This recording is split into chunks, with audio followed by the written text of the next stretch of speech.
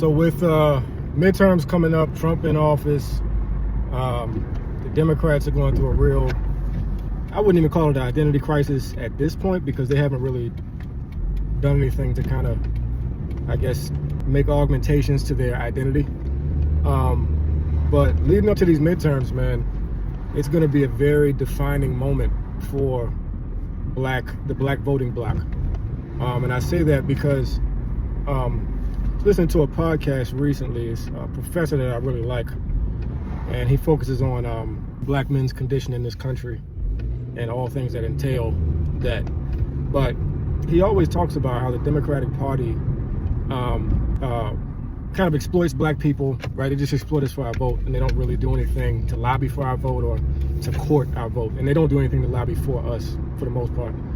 But he talks about how black men are just demonized, and the entire party tries to distance themselves from the black male population, and largely like working, blue collar, so on and so forth, while pandering to black women.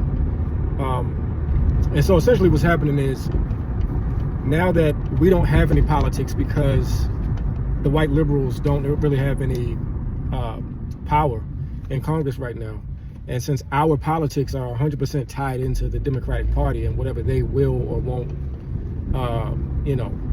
address for us, we find ourselves in a situation where when midterms come along, it's going to be essentially us deciding, or you're going to see how the party treats us in this moment in time, right? Do they continue just to pander to black women, right? And throw black men under the bus? Or do they just ignore us altogether because they have bigger fish to fry, right? Which I doubt they'll do the latter, because they still need our votes. We underwrite every single win that the Democrats get. It's underwritten by the black vote. So I doubt they'll do that. That's kind of impossible. But it will be interesting to see how they kind of navigate this new era, and what kind of messaging they put together, because they tried the messaging of blame black men. They kind of prepped everybody, just in case we lose, blame black men, which is what they do every time. But this last time when Trump got elected, it didn't work. There was a lot of pushback from the black community, and people started acknowledging the fact that there's no statistic or data point that supports black men being the problem, with the Democratic Party or with them getting elected.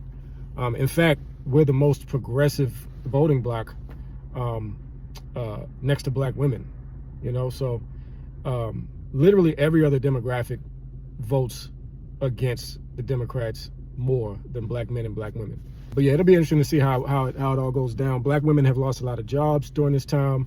So the one kind of, so with black women, I think the one of the biggest perks of being a part of the white liberal alliance and the LGBTQ alliance is that they do get jobs out of it. So it's a lot of, black women are over-indexed to having government jobs.